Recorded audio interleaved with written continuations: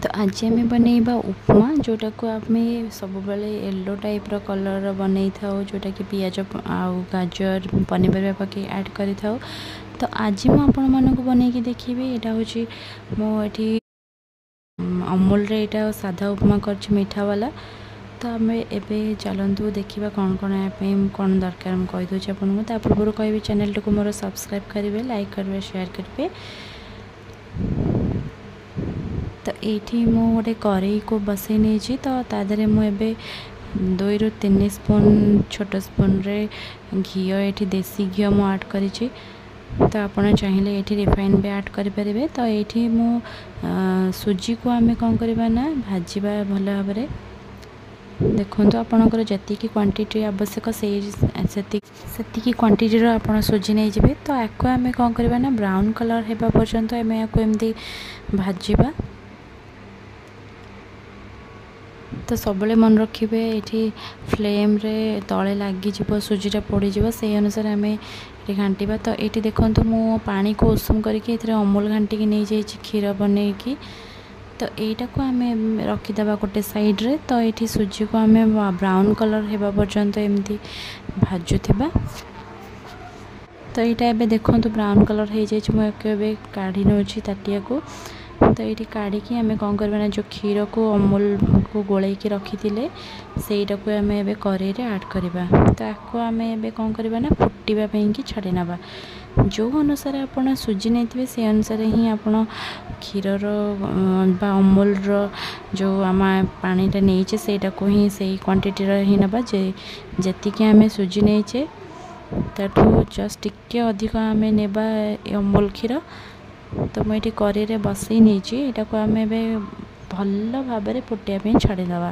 मुझे किसी आउ अमूल ऐड करनी। तो ये मु लुण को ऐड कर स्वाद अनुसार आठी चीनी को भी स्वाद आप जी मीठा खाऊे से अनुसार चीनी ने। तो मत ये जेहेतु मीठा वाला बनाऊँच से मुझे अधिक चीनी नहीं पाखापाखि 7 ରୁ 8 चम्मच मुझे चीनी पकई दूची।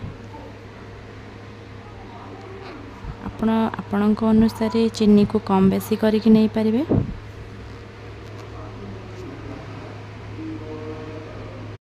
ये मु चीनी के ऐड कलापर एवं कौन करी ना भल भाव में आपको घाटी दबा टे घाटिकी आपको एवं फुटापी छाड़ी नवा। तो यहाँ आप छोट छुआ को सकाल ब्रेकफास्ट रे किंबा टिफिन रे दिंतु से छोट छुआ को बहुत पसंद आसीबो। तो देखो यहाँ आस्ते आस्ते फुटवा आरंभ कलानी। तो मुझे गुजराती किछिटा गुंड को ऐड कर पाखापाखि 2 ରୁ 3टा गुजराती को मुझे छेचिक ये ऐड कर दूची। चैनल टी को सब्सक्राइब करेंगे, लाइक करेंगे, शेयर करेंगे, कमेंट निश्चिंत जनइबे।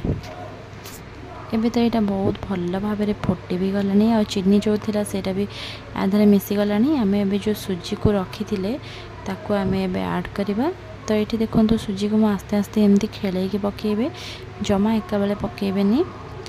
तो एमती खेल पकेबा द्वारा बिंडा रहे भल बिंडाटा भांगी जाए। तो ये भल भाव में घाटी नौची। फ्लेम को ये हाई रे आपण या फुटवा को छाड़देवे। तो यार पानीटा मरिया पर्यंत आम फ्लेम को हाई रखा। जिते पानीटा मरीज फ्लेम को आम पूरा स्लो करदे। तो एमती आप घाटुर थे बारंबार कहीं यहाँ तार जो लम्स आए बहुत जोर से हाथ में पड़ जापे, छिटकी पारे। तो से कि देखो यहाँ पानीटा जिते मरीग जीव से टाइम आप कौन करेंगे ना फ्लेम को पूरा स्लो करदे। तो स्लो करके मुझे ढाकुणी लगे नहीं ढाकुणी लगे देखो तो किसी समय पर एमती घाटे आपण ना लगिज। फ्लेम को स्लो करके आम एमती खेल खेल घाटा और पुणी आउ थे आम ढाकुणी लगेदे।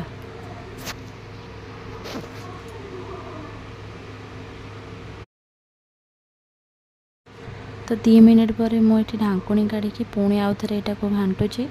देखो यहाँ जिते पानीटा भल भाव में मरी आसो तो यहाँ झुरा झुरा हो तो झुरा झुरा हो गला। आम या फ्लेम को ऑफ करदे आपको पुणी आम एमती ढाकुणी लगे रखीदे। तो देखो यहाँ किसी समय पर बहुत भल भाव में झुरा झुरा हो जाए। तो आम एको प्लेट्रे सर्व करवा। तो यहाँ मटर आलू तरकारी हो खाली भी आपड़ यहाँ को खाईपारे। तो यहाँ खाइबा बहुत टेस्ट लगी था। थे बन के देखो निश्चित भल लगे। कमेंट्रे निश्चिंत जनइबे आप बनइले कि नहीं। तो आपड़ केमी बनाती या अलग उपाय मत भी कमेंट्रे निश्चिंत जनातु।